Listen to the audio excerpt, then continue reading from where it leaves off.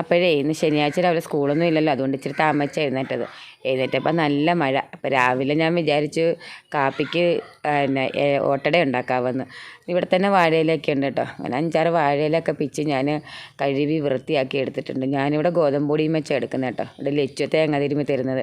ഞാൻ പഞ്ചസാര ഓട്ടടയ്ക്ക് ഉപയോഗിക്കുന്നത്. ശർക്കര നമ്മൾ അരിപ്പൊടിയുടെ ഇലയുടെ ഉണ്ടാക്കത്തില്ല, അപ്പോഴേ ഞങ്ങൾ ശർക്കര ഉപയോഗിക്കും. രാവിലെ എന്തോ കാപ്പിക്കെന്നും പറഞ്ഞുകൊണ്ട് ആഷ്മി എണീറ്റ് വരുന്നത്. ഇന്ന് ഓട്ടട എന്ന് പറഞ്ഞപ്പോൾ ആഷ്മാൻ ഇതിൻ്റെ മണം പോലും എനിക്ക് ഇഷ്ടമല്ല, എനിക്ക് വേറെ എന്തെങ്കിലും വേണമെന്ന്. വേറെ എന്തിപ്പോൾ കഞ്ഞി കുടിക്കാൻ പറഞ്ഞപ്പം കഞ്ഞിയും വേണ്ട. അപ്പോൾ ഇതുപോലെ നൊസ്റ്റാൾജിക് ഫുഡൊന്നും ഇപ്പോഴത്തെ പിള്ളേർക്ക് ഇഷ്ടമല്ല. പക്ഷേ ലച്ചു ഇതെല്ലാം കഴിച്ചോളും കേട്ടോ. എന്നുണ്ടാക്കി കൊടുത്തോളും, ലച്ചുവിന് ഇഷ്ടം കഴിച്ചോളും. ആഷ്മി പിന്നെ കുറച്ച് ബിസ്ക്കറ്റ് ഇരുന്ന് അതും കഴിച്ചിട്ട് 9 ആയപ്പോൾ ട്യൂഷന് പോയിട്ടുണ്ട്. അപ്പോൾ ഇത് 9 കഴിഞ്ഞ് ഉണ്ടാക്കാൻ തുടങ്ങിയപ്പോൾ തന്നെ.